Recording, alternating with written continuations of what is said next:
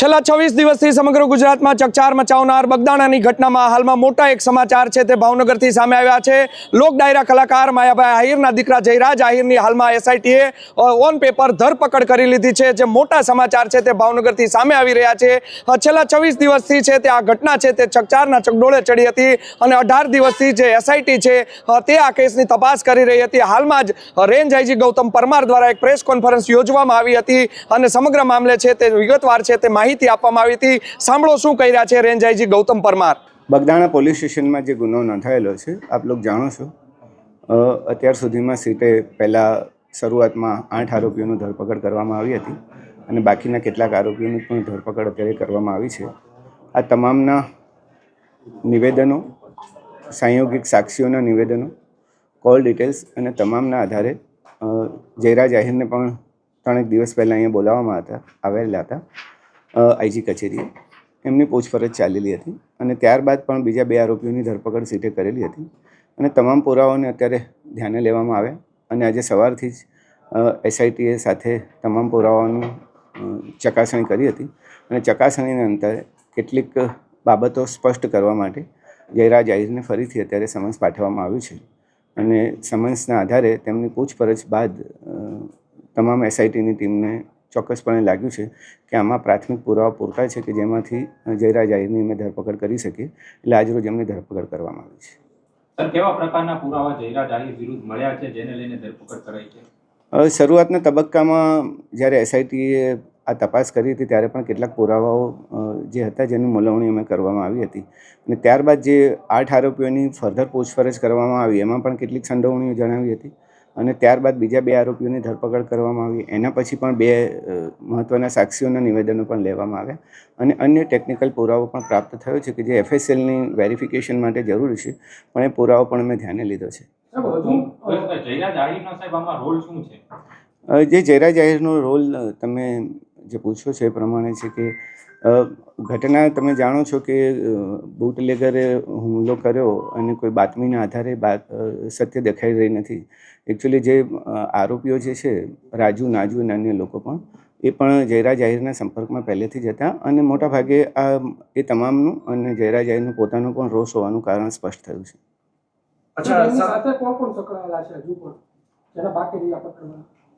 અત્યાર સુધીમાં મોટાભાગના આરોપીઓની ધરપકડ કરી લીધી છે।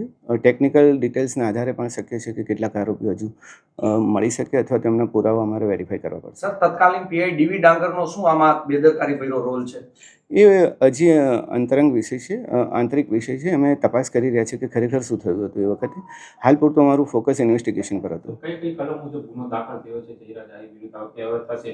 ઓલરેડી જે આપણે કલમો દાખલ કરી છે 120B પણ દાખલ કરી છે, 307 પણ જૂની કલમો જે દાખલ કરી છે આપણે એ મુજબનો ગુનો દાખલ કરવામાં આવ્યો છે।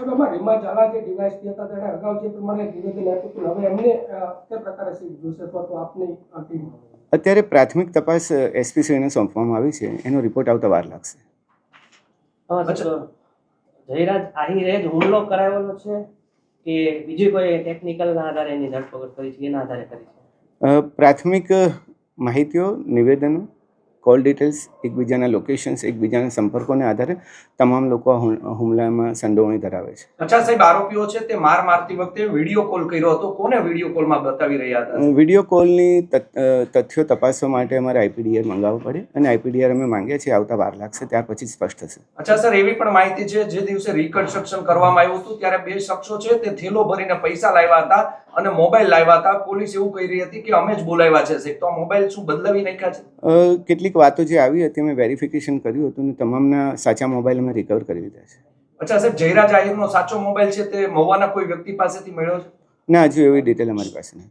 કેટલા દિવસ વીતવાનું કારણ શું? 26 દિવસ પછી ધરપકડ થઈ? તમામ પુરાવાનું અમે ધ્યાન લીધેલું હતું। પહેલાં 4-5 દિવસ જે 2-3 દિવસની તપાસ ચાલી, ત્યારબાદ ફરીથી અમે તમામ તથ્યોને રિકન્સ્ટ્રક્શન અમારી રીતે કરેલા હતા।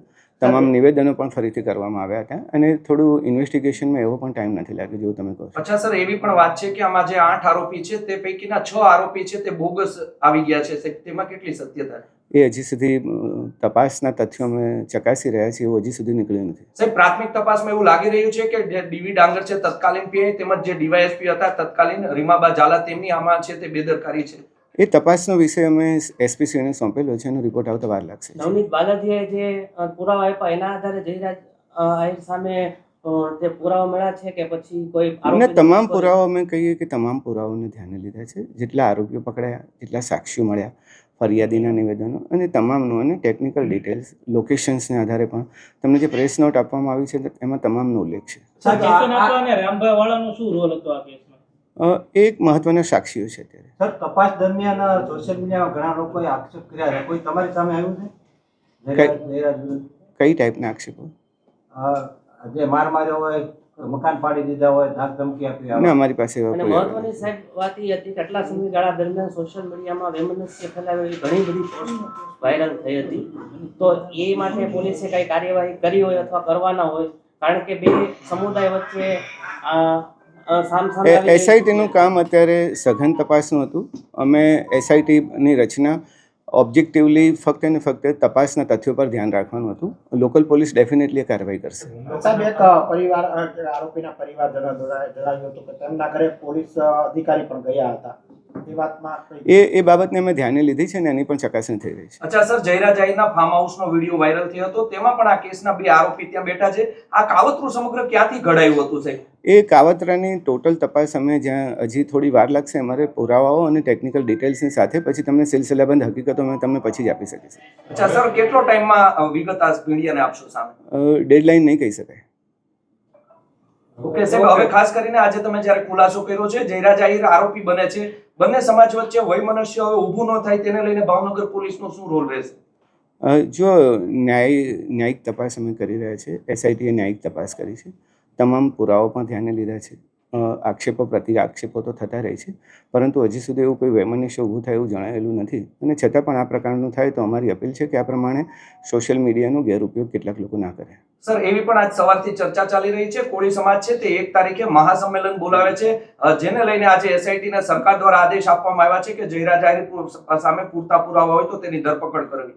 મેં પહેલાં જ જણાવ્યું કે એસઆઈટીનું કામ સઘન તપાસનું હતું. ઓબ્જેક્ટિવિટી તપાસમાં રહી એના માટે અમે કામ કરતા હતા અને એટલા જ માટે લોકલ પોલીસને સામાજિક પરિસ્થિતિનું આકલન કરી એમને ફ્રી રાખવામાં આવી હતી અને અમારા તપાસના તથ્યો પર અમારું આધારિત હતું. એટલે બાહ્ય પરિબળો અથવા બાહ્ય વાતાવરણની એસઆઈટીની તપાસ પર કોઈ અસર નથી.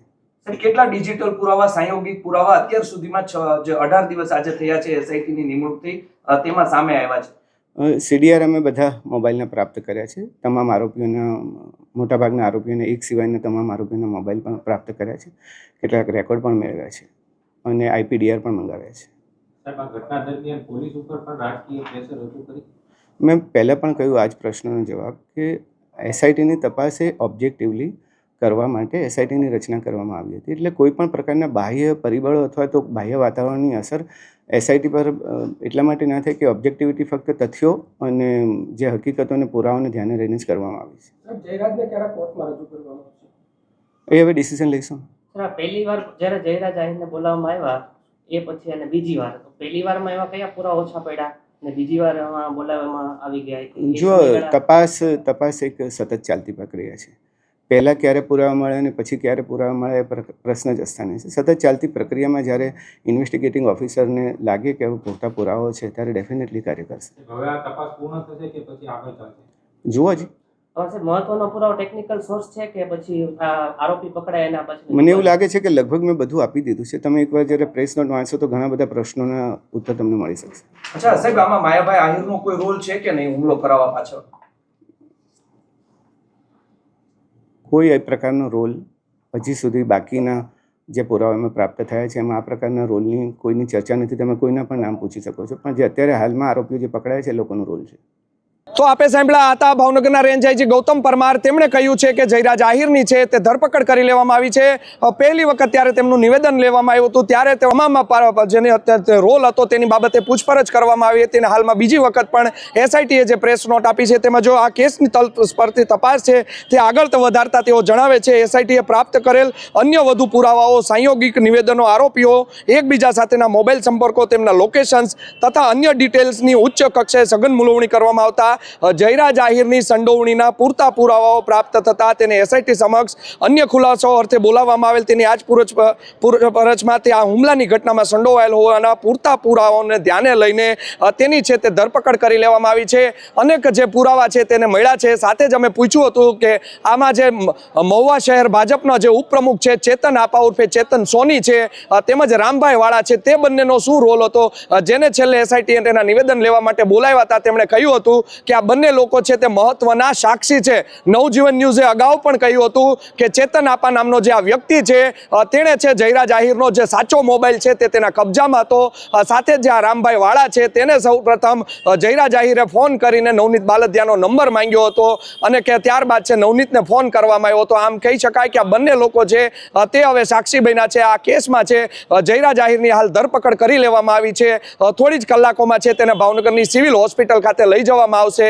ત્યાં તેનું મેડિકલ ચેકઅપ કર્યા બાદ આવતીકાલે મહુવા ખાતે છે તેને કોર્ટ સમક્ષ હાજર કરવામાં આવશે. આમ આ કેસમાં મોટા સમાચાર છે તે ભાવનગરથી હાલ સામે આવી રહ્યા છે. કહી શકાય કે કોળી સમાજ છે તેઓ પણ મેદાને આવ્યો હતો અને ચીમકી આપી દીધી હતી કે આગામી તારીખ 1 ફેબ્રુઆરીના રોજ મહાસંમેલનનું આયોજન છે. તે કેબિનેટ કક્ષાના જે મંત્રી છે ભાવનગર પશ્ચિમના ધારાસભ્ય છે જીતુ વાઘાણી તેના મત વિસ્તારમાં છે આયોજન કરવામાં આવ્યું હતું, જેને લઈને સરકાર પણ મુશ્કેલીમાં મુકાઈ હતી અને તાબડતોબ છે તે જયરાજ આહિરની ધરપકડ કરી લેવામાં આવી છે તેવું પણ છે તે કહી રહ્યા છે. ભાવનગરના રેન્જ આઈજી છે તે આવતીકાલથી રજા ઉપર જઈ રહ્યા છે. તેના દીકરીના મેરેજ છે માટે જ આજે છે તે પ્રેસ કોન્ફરન્સ છે તે યોજી દેવામાં આવી હતી અને સમગ્ર વિગતે છે પત્રકારોને માહિતી આપી હતી. જોવું રહ્યું આગામી સમયમાં હવે જે જયરાજ આહિરની ધરપકડ કરી લેવામાં આવી છે તેને લઈને કેટલો રાજકીય માહોલ છે તે ગરમાય છે. આ કેસમાં છે તે અત્યાર સુધીમાં ટોટલ 13 આરોપીની ધરપકડ થઈ છે, 6 લોકોની પૂછપરછ થઈ છે તેવી છે વિગતો છે તે મળી રહી છે. રેન્જ આઈજી ગૌતમ પરમારે આજે છે સમગ્ર વિગતને લઈને છે તે પ્રકાશ પાડ્યો હતો, મૌન તોડ્યું હતું, જેને લઈને પત્રકારોએ પણ અનેક સવાલો પૂછ્યા હતા કે કયા પ્રકારનો છે તેનો રોલ છે. તેના જે એક વિડીયો છે તેના ફાર્મ હાઉસનો વાયરલ થયો હતો. સાથે જ જો કહેવામાં આવે કે ક્યાં ષડયંત્ર છે તે ક્યાં રચાયું હતું તેની ઉપર છે રેન્જ આઈજી હજુ મૌન છે. સાથે જ અમારા દ્વારા સવાલ પૂછવામાં આવ્યો હતો કે મારતો જ્યારે વિડીયો વાયરલ થયો તેમાં કોઈ લોકોને જે આરોપી છે તે વિડીયો કોલમાં બતાવી રહ્યા છે તો આ કોને બતાવી રહ્યા છે તેની ઉપર પણ રેન્જ આઈજી મૌન છે. આમ અનેક એવી વાતો છે જેની ઉપર એસઆઈટી હજુ સુધી છે તે પત્રકારોને સવાલ નથી આપી શકી. જોવું રહ્યું આવા અનેક પ્રકારના સવાલો છે તેને કેટલા હવે દિવસોમાં કે કેટલી કલાકોમાં છે તે સામે આવે છે. અત્યાર સુધીમાં જેટલા આરોપી પકડાના છે તેને એસઆઈટી છે તે મીડિયા સમક્ષ લાવી છે, પરંતુ આજે જયરાજ આહિર હોય તે રાજકીય પરિબળ હોય જેમ એસઆઈટી છે તે જયરાજ આહિરને મીડિયા સમક્ષ લાવી નથી. એટલે કે હજુ પણ પોલીસ છે તે જયરાજ આહિરને છાવરી રહી છે. શા માટે તમામ આરોપીને બતાવવામાં આવે છે તો જયરાજ આહિરને મીડિયા સમક્ષ નથી લાવવામાં આવ્યો? પોલીસ છે અન્ય આરોપીના હાથ પકડીને છે તે રેન્જ આઈજીની કચેરી છે તેના દરવાજા સુધી તમામ આરોપીને લાવતી હતી, તો જયરાજ આહિરને શા માટે તે નથી લાવ્યા તેવા પણ અનેક સવાલો છે તે હવે ઉઠી રહ્યા છે. જોવું રહ્યું આગામી સમયમાં, આગામી થોડા જ કલાકોમાં શું હવે નવા જૂની થઈ શકે છે. યશપાલસિંહ ચૌહાણ, નવજીવન ન્યૂઝ, ભાવનગર. વૈષ્ણવજન તો તેને કહીએ જે